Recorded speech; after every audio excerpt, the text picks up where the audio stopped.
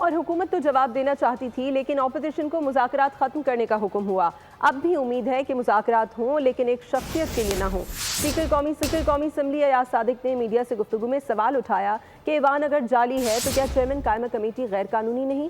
عمر ایوب نے الزام لگایا کہ انہیں بات کرنے کی اجازت نہیں دی جاتی۔ یہ کہہ کر 1.25 گھنٹے تقریر کی۔ کیا یہ کھلا تضاد نہیں؟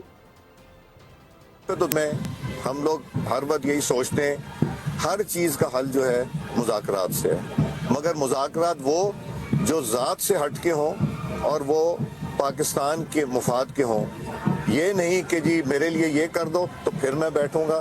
اور مذاکرات بیٹھ کے شرطیں ڈسکس کی جاتی ہیں، شرائط یہ نہیں کہا جائے یہ کرو گے تو ہم مذاکرات پہ بیٹھیں گے اور یہ نہیں کرو گے تو ہم نہیں بیٹھیں گے۔ اس طرح مذاکرات نہیں ہوتے، یہ بیٹھ کے ٹیبل پہ فیصلے ہوتے ہیں کہ جی یہ آپ کریں یا یہ نہ کریں، اور وہاں جواب دیتے ہیں۔ تو گورنمنٹ تو تیار تھی، وہ تو میرے پاس آئے تھے کہ جی ہم نے جواب دینا ہے، مگر پھر فیصلہ یہ حکم صادر ہوا اپوزیشن کو کہ انہوں نے نہیں جانا تو وہ نہیں تشریف لائے۔ تو میرے تو پھر بھی دروازے کھلے، اگر کوئی ایفرٹ کریں گے تو میں ہمیشہ حاضر ہوں، چاہے گورنمنٹ کرے چاہے اپوزیشن کرے۔